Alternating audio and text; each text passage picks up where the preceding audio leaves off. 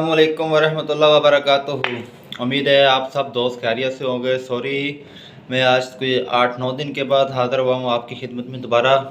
Actually मैं construction करवा रहा हूँ, जिस वजह से मसरूफ़ियत है, ऊपर से और भी काफ़ी मसरूफ़ की वजह से मैं हाज़िर नहीं हो सका था।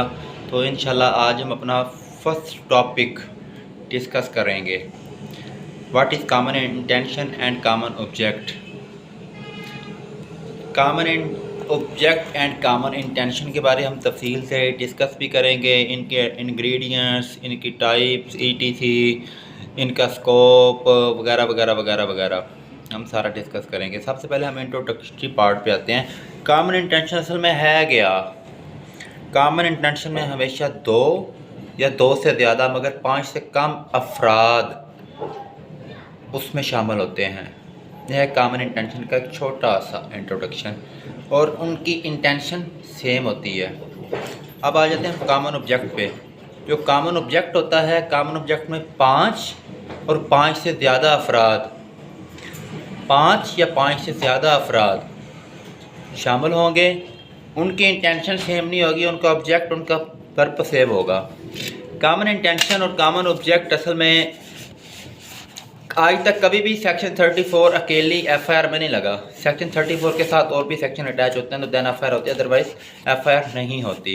कॉमन इंटेंशन का मैं आपको हल्का सा इंट्रोडक्शन बता देता हूँ। It is general rule that is person is liable for what he himself does and not for what other person do. अब सोचेंगे मैं क्या कह रहा हूँ, मैं आपको आखिर में बताऊँगा।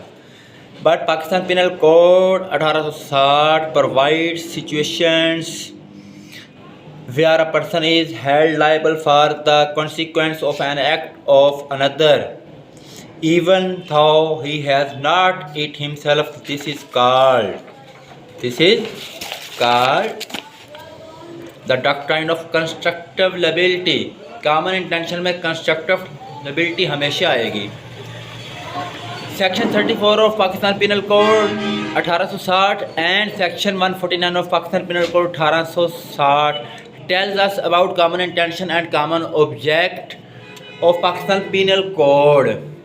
Section 149 of Pakistan penal code 1860 does not create a new offence. Section 149 में न्यू ऑफेंस शामिल नहीं हो सकता, but deals with the criminal committed in the association in the prosecution of common object। यह है एक अथॉरिटी 2014 की है, PCRLJ। ये था हमारा common intention and common object का एक इंट्रोडक्शन। अब आपको इंट्रोडक्शन किया आपने, ये मैं आपको बाद में बताऊंगा। अब आ जाते हैं हम, छोटा सा एक इंट्रोडक्शन आपको और भी बता दूं। The rule of common intention is describe in section 34 of Pakistan penal code and the rule of common object in describe in the section 149 of Pakistan penal code. ये आ गया हमारा जनाब इंट्रोडक्टरी पार्ट। इसके आगे भी एक केस लॉ है, अगर आप चाहें तो मैं आपको बता सकता हूँ। Omission 2 mentioned section 34 of Pakistan Penal Code with main offence does not affect the case if no prejudice in cause to the accused। ये है अथॉरिटी 2008 की PSR LAJ 1964। Same time common intention is developed all the spur of the moment or during commission of an offence। CPLD 2007 SC supreme court की authority है, page number 87 है। Common intention and common object का clear introduction आ जाएगा। उसके बाद हमने आना है रेलिवेंट प्रोविजन पे। तो simple that common intention and common object का रेलिवेंट प्रोविजन है। Common intention is deal the term under section 34 and common object deal the term under section 149 of Pakistan Penal Code। उसके बाद हम आ जाएंगे meaning of common intention. Common intention का meaning क्या है?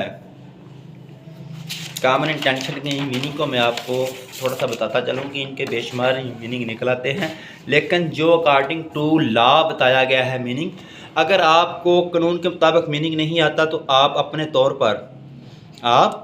तौर पर उसको डिस्क्राइब कर सकते हैं, उसको कहते हैं कंसेप्चुअल मीनिंग। लेकिन जो कॉमन इंटेंशन का सिंपल मीनिंग है, common intention means pre arrange plan, उसके लिए प्री अरेंज प्लान बनाया जाता है। Concert where person join together to achieve common purpose, यानी उनका इंटेंशन जो होती है वो सेम होती है। आगे आ जाता है definition of common intention under section 34 of Pakistan penal code 1860। Where an criminal act done by several person in furtherance of the common intention of all, each of such person is liable for the act in the same manner as if it were done by him alone. It is the definition according to section 34। अगर आपको ये definition याद नहीं हो रही, आप conceptual definition इसमें put कर सकते हैं कि in common intention the intention of 2 or more than 2 person but less than 5 person included in the common intention, the intention of all person must be same होगी तो उनकी कॉमन इंटेंशन होगी ना। अगर सेम नहीं होगी तो फिर उनकी कॉमन इंटेंशन कैसे सेम हो सकती है। और आप एक और बात भी इसके अंदर लिख सकते हैं कि 2 या 2 से ज़्यादा मगर 5 से कम अफराद कॉमन इंटेंशन के अंदर इंक्लूड होंगे। अब हम आ जाते हैं कॉमन ऑब्जेक्ट। इसकी एक एग्जाम्पल मैं आपको दे देता हूँ। A, B, C and D and hit Z। A, B, C और D ने Z को हिट किया together and finally A shoot Z। A ने Z को शूट कर दिया। All 4 would be liable murder. 4 के 4 मर्डर में अंदर जाएंगे। उनके खिलाफ सेक्शन 302 और सेक्शन 34 की FIR कटेगी। ठीक है। उसके बाद एक छोटा सा केस ला है अब्दुल जब्बार वर्सेस स्टेट 1964 का है। ये अक्सर किताबों में भी आपको मिल जाएगा। ये आसान सा केस ला है इसलिए मैं यहाँ पे इधर पुट कर रहा हूँ। अगर मेरे पास और भी बेशुमार अथॉरिटीज़ हैं, लेकिन अगर मैं यहाँ पे वो पुट करूँगा कुछ स्टूडेंट्स को, कुछ मेरे अच्छे कोलीग्स को, नर्स को वो समझ नहीं आएगी। Abdul Jabbar and Mithu intended to commit in robbery in victim's house. Abdul Jabbar held of the victim's family while Mithu demand the key of the safe. Abdul Jabbar ने उसको रिफ्यूज़ कर दिया और उसके बाद उसके साथ ही वही हुआ जो आपको पिछली डेफिनेशन में बता दिया गया था। फिर आगे आ जाते हैं हम कॉमन ऑब्जेक्ट की तरफ। कॉमन ऑब्जेक्ट क्या है असल में? कॉमन ऑब्जेक्ट में सिंपल सी बात है कि कॉमन ऑब्जेक्ट में 5 या 5 से ज़्यादा, ये अनलॉफुल असेंबली में भी आएगा ये सेक्शन, बेसिकली अनलॉफुल असेंबली ही है। 5 या 5 से ज़्यादा अफराद मिलके कोई ऑफेंस कमिट करेंगे तो उसके लिए उसको कॉमन ऑब्जेक्ट के तहत डील किया जाएगा। कॉमन ऑब्जेक्ट को सेक्शन 149 डील करता है। जो 5 अफराद है, इसकी एक आपको मैं उर्दू में छोटी सी एग्जांपल देता हूँ। कॉमन ऑब्जेक्ट में 5 अफराद या 5 से ज़्यादा अफराद शामिल होंगे। अब 5 अफराद कैसे हैं? अगर उन्होंने कोई क्रिमिनल एक्ट डन करना है, एक बंदा अपने घर पे बैठा हुआ है, इंटेंशन उनकी सेम नहीं होगी, उनका ऑब्जेक्ट सेम होगा, उन्होंने ये काम डन करना है। अगर तो सेक्शन 149 के तहत ये इसी इरादे से करते हैं तो that is called common object. एक बंदा घर पे बैठा है, वो फ़ोन पे कॉन्टैक्ट में है। एक बंदा बाहर गाड़ी में बैठा है, वो फ़ोन पे कॉन्टैक्ट पे है। एक बंदा लाहौर जा रहा है, वो फ़ोन पे कॉन्टैक्ट पे है। कराची से लाहौर जा रहा है, फ़ोन पे कॉन्टैक्ट पे है। 2 बंदे आगे जहाँ पे उन्होंने वो एक्ट डन करना है, एक बंदा उस घर के आगे खड़ा होगा, वो भी फ़ोन में सबके साथ कॉन्टैक्ट में है। और जो आखिरी एक बंदा होगा वो घर के अंदर सारी मालूमात लेके घर के अंदर घुस के अपनी वारदात करेगा, जो कुछ भी करेगा, जो भी उनका नुकसान करेगा, तो ये हो जाएगा कॉमन ऑब्जेक्ट। यानी पाँच से ऊपर भी हो सकते हैं, 2-3 बंदे जो इर्द गिर्द उनके पास हथियार भी होंगे, हर चीज़ होगी, that is called common object. Simple सी बात है। अब हम आ जाते हैं ingredients of common intention and common object. Common intention के सिर्फ 3 से 4 इंग्रेडिएंट्स है। Act done by several persons, criminal act done by 2 or more than 2 but less than 5 persons। और उसके अलावा हम कॉमन इंटेंशन को और भी इसके इंग्रेडिएंट्स लेके आ सकते हैं, लेकिन कॉमन इंटेंशन के जो बेसिकली ये जो इनकी इंग्रेडिएंट्स हैं ये वाले 2 ही हैं, लेकिन इसके अंदर फिर भी हम जो कॉमन इंटेंशन की डेफिनेशन है उसको हम लेके आ जाएंगे। उनकी इंटेंशन सेम होगी, प्री अरेंज प्लान होगा और वो इकट्ठे होंगे। ये 5 ज़्यादा से ज़्यादा 5 आई थिंक मुकम्मल तौर पे फाइनली डन ये इसके इंग्रेडिएंट्स आ जाएंगे। उसके बाद हमने अगर हमारे पास कोई एग्जांपल है तो हमने पुट कर देनी है, अगर हमारे पास कोई एग्जांपल नहीं है तो हमने पुट करके इसको वाइड अप कर देना है। उसके बाद हमने कॉमन ऑब्जेक्ट पे आ जाना है। कॉमन ऑब्जेक्ट में आ जाना है सबसे पहला ingredients 5 or more than 5 persons। फिर the purpose of all person is same, intention same नहीं है, पर्पज़ सेम आएगा यहाँ पे। जब पर्पज़ सेम आएगा तो एक्ट को वो उस लिहाज से डन करेंगे। कॉमन इंटेंशन में तो हर बंदे की प्रेजेंस ज़रूरी है, कॉमन ऑब्जेक्ट में ज़रूरी नहीं है, क्योंकि एक बंदा अपने घर पे है, घर के दरवाजे के आगे खड़ा है, एक बार गाड़ी में खड़ा हुआ है, एक बंदा आगे अगले बंदे के घर के आगे खड़ा है जहाँ उन्होंने चोरी करनी या कोई और भी क्रिमिनल एक्ट डन करना है, और एक बंदा घर के अंदर घुस के करेगा। अगर 2 बंदे और होंगे तो 2-3 बंदे जाके घर में एक्ट डन कर देंगे। अगर वो एक्ट डन हो जाएगा that is called common object. Hope so that आपको इसकी थोड़ी बहुत समझ आ गई होगी। तो अब आगे मैं आपको इनको बताता चलूँ कि आपने इनके अंदर हेडिंग्स क्या क्या देनी है। स्टूडेंट अक्सर हेडिंग्स पे धोखा खाते हैं। जो लॉ के स्टूडेंट होते हैं उनके लिए मैंने 14 से 15 हेडिंग्स तैयार की हुई हैं। मैं आपको उन हेडिंग्स के बारे में थोड़ा सा गाइड करना चाहूँगा। सबसे पहले आपने हेडिंग देनी है, इंट्रोडक्शन की नहीं देनी। ओपनिंग स्टेटमेंट मैं आपको 5 हेडिंग बताता हूँ जो आपने 5 सवालों में अलग अलग डेफिनेशन देनी है। Sorry, opening statement 1, preamble 2, preface 3, first statement 4, introductory statement. सारे लोग देते हैं पहली हेडिंग इंट्रोडक्शन। 5 सवालों में आपने 5 सवालों में अलग अलग डेफिनेशन अलग अलग इंट्रोडक्शन की। इंट्रोडक्शन कभी भी नहीं देना, 5 अलग अलग डेफिनेशन आप उसकी हेडिंग देंगे ना ओपनिंग स्टेटमेंट जो, उसके अलावा मैंने आपको जो बाकी बताई हैं 4 और वो देंगे तो जो पेपर चेक करने वाला होगा वो आपके पेपर को अच्छे से देखेगा। वो कहेगा कि हर क्वेश्चन में इस बंदे ने ओपनिंग स्टेटमेंट के बाद ये हेडिंग दी है, ये हेडिंग दी है, ये हेडिंग दी है, ये हेडिंग दी है, ये हेडिंग दी है। सेम दैट आगे आप आ जाएँ कंक्लूजन पे। अक्सर लोग लिखते हैं कंक्लूजन की हेडिंग कभी भी नहीं देनी। सबसे पहले हेडिंग देनी है कंक्लूडिंग स्टेटमेंट, फिर देनी है फाइनल स्टेटमेंट, फिर देनी है लास्ट स्टेटमेंट, फिर देनी है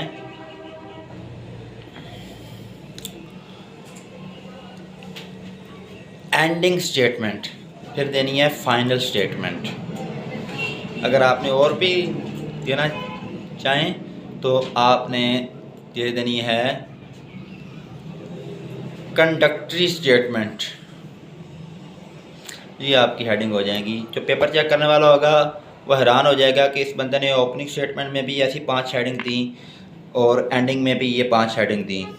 लोग करते हैं कंक्लूजन और एंडिंग, नहीं, opening statement, introduction and conclusion. आपने ये कंक्लूजन और इंट्रोडक्शन की हेडिंग कभी भी नहीं देनी। फिर मैं आपको अगली 14 से 15 टोटल जो टॉपिक है उसकी मैं आपको डिटेल देता हूँ। पहली हेडिंग आ जाएगी ओपनिंग स्टेटमेंट, ठीक है। दूसरी हेडिंग आ जाएगी रेलिवेंट प्रोविजन। रेलिवेंट प्रोविजन आपने देना है section 34 and section 149 of Pakistan penal code 1860। उसके बाद आपने अगली हेडिंग देनी है meaning of section 34 or meaning of common intention, आपने हेडिंग देनी है। उसके बाद आपने अगली हेडिंग देनी है डेफिनेशन की। अगर आपको डेफिनेशन एज पर सेक्शन 34 याद है तो आपने सेक्शन 34 को फुल लिख देना है। अगर आपको एज पर सेक्शन 34 याद नहीं तो आप कंसेप्चुअल डेफिनेशन भी दे सकते हैं कि जो पेपर चेक करने वाला है वो आपकी इस डेफिनेशन को मुकम्मल तौर पे पढ़ सके, सुन सके, देख सके और स्टडी कर सके। वो कहेगा कि वाकई ही इसने अच्छी हेडिंग दी है। रेलिवेंट रिवीजन के बाद आपने आ जाना है डेफिनेशन आपकी हो जाएगी। अगर आपके पास कोई एग्जांपल है तो आपने उसके बाद वो एग्जांपल सबमिट करनी है। जब एग्जांपल आपकी प्रॉपर हो जाएगी ना तो वो बंदा हैरान हो जाएगा कि इसने प्रॉपर थ्रू चैनल से एक तरतीब से आ रहा है। उसने आपने अगली हेडिंग ले आनी है कॉमन इंटेंशन के इंग्रेडिएंट्स की। जब कॉमन इंटेंशन के इंग्रेडिएंट्स आपने 4 से 5 लिखने, इससे ज़्यादा तो है ही नहीं। उसके फौरी बाद आपने आ जाना है। अगर कोई एग्जांपल आपके दिमाग में है तो आप पुट कर सकते हैं। अगर कोई केस लॉ आपके दिमाग में आप पुट कर सकते हैं, लेकिन अगर एक्यूरेट आता है तो फिर पुट करना है, अदरवाइज आप केस लॉ पुट ना करें, कोई इशू नहीं है। उसके बाद सिंपल दैट हम आ जाते हैं कॉमन ऑब्जेक्ट। कॉमन ऑब्जेक्ट आपने लिखना है मीनिंग ऑफ कॉमन ऑब्जेक्ट, उसका क्या मतलब है। नंबर 2 पे आपने लिखना है डेफिनेशन ऑफ कॉमन ऑब्जेक्ट। उसके बाद आपने लिखना है इंग्रेडिएंट्स ऑफ कॉमन ऑब्जेक्ट। इसके भी 3 से 4 हद 5 हो जाएंगे, डजंट मैटर, वो आपको डेफिनेशन के अंदर से ही निकल आते होते हैं। उसके बाद उसने जो क्वेश्चन इंग्रेडिएंट्स को भी आपने 3-3, 4-4 लाइनों में एक्सप्लेन करना, ज़्यादा एक्सप्लेन करने की ज़रूरत नहीं होती। उसके बाद आपने अगली हेडिंग देनी है importance of common object, common intention and common object. फिर आपने यहाँ पे उसकी इम्पोर्टेंस बतानी है, इसकी क्या इम्पोर्टेंस है, ये क्यों ज़रूरी है, इसके लिए किस किस चीज़ की रिक्वायरमेंट है, वो आपने बतानी है। फिर आपने इनका बताना है ऑब्जेक्ट। इम्पोर्टेंस हो गया, ऑब्जेक्ट हो गया। फिर आपने इसकी अगली हेडिंग देनी है स्कोप। इसका पाकिस्तान में स्कोप क्या है, पाकिस्तान में इसका फुल स्कोप है, ठीक है, क्योंकि because it is Pakistan penal code under section 34 and 149 और पाकिस्तान पिनल कोड 1860। उसके बाद आपने इसकी अगली हेडिंग देनी है, अगर कोई केस लॉ आपके माइंड में है तो आप यहाँ भी पुट कर सकते हैं। अगर कोई केस लॉ आपके माइंड में पुट नहीं है तो आपने केस लॉ हरगिज़ नहीं देना। अगर केस लॉ एक्यूरेट आता है फिर पुट करना है, अदरवाइज नहीं पुट करना। मैंने अक्सर स्टूडेंट को देखा है वो सॉन्ग्स लिख के आ जाते हैं, वो कहानियाँ लिख के आ जाते हैं, जिस वजह से वो फेल हो जाते हैं। अगर आप पंजाब यूनिवर्सिटी से लॉ कर रहे हैं तो आपने आखिरी शीट तक 5 सवाल पूरे करने हैं, फिर जाकर वो आपको पास करेंगे। क्योंकि पंजाब यूनिवर्सिटी से मैंने लॉ किया है, मुझे पता है कि मैं 5 सवाल आखिरी शीट तक लिख के आता था और जब आखिरी एक लाइन रह जाती थी वहाँ मैं लिखता था note I have too much more material but all sheets final and disclose. मुझे पेपर चीना जा रहा है, मैं ये भी लिख देता होता था, लेकिन मेरे पास मटीरियल अभी भी बहुत ज़्यादा है। फिर उसके बाद आपने अगली हेडिंग देनी है स्कोप इन पाकिस्तान। पाकिस्तान के बाद तो उसका बहुत स्कोप है। Scope in other countries, other country के ऐसे साथ कुछ अलग ही नहीं है।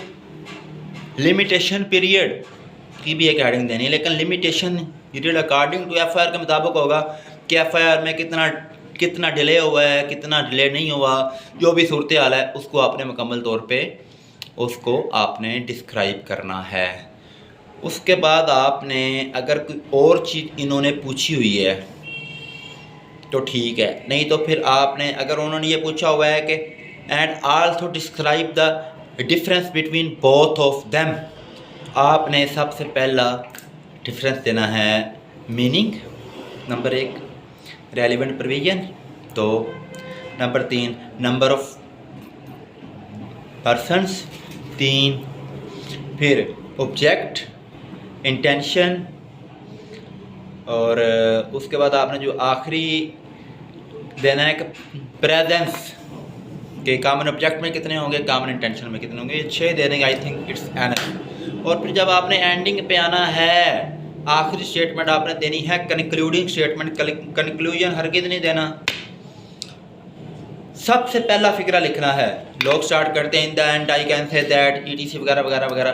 आपने पहला फिक्र यहाँ से स्टार्ट करना है। The pith and marrow of all the previous discussion there is no out on truth shows that. इसका मतलब यह है कि जो आप तक मैं पीछे बयान कर चुका हूँ वो सब सच्चाई पे मबनी है, झूठ उसके अंदर बिल्कुल भी नहीं है। उसके आगे आपने कॉमन इंटेंशन और कॉमन ऑब्जेक्ट को कंक्लूड करना है। दैट इज़ टोटल आसान सा टॉपिक है, बहुत आसान सा, इसमें कोई परेशानी वाली बात नहीं है, कोई कुछ नहीं है, आप इसको आसानी से कर सकते हो। और मैं आपको 100% बता सकता हूँ ADPP वाले दोस्तों को, सिविल जज वाले दोस्तों को, हर 1-2 साल बाद ये क्वेश्चन या इंतहाई इंपॉर्टेंट क्वेश्चन है और ये क्वेश्चन रिपीट बार बार ये क्वेश्चन रिपीट होता है। ठीक है, लें जी, ये तो हमारा हो गया कॉमन इंटेंशन का पहला टॉपिक। अब 2-3 दिन तक इंशाल्लाह हम अगला टॉपिक देंगे काइंड्स ऑफ पनिशमेंट, जो कि पूरी 10 हैं, उनके बारे में आपको मुकम्मल तफसील से बताऊंगा। ठीक है, अपना ख्याल रखिएगा। जोइया लॉ एसोसिएशन की तरफ से तमाम दोस्तों को अस्सलाम वालेकुम। अल्लाह हाफ़िज़। पाकिस्तान जिंदाबाद, पाइंदाबाद। खुश रहें, आबाद रहें।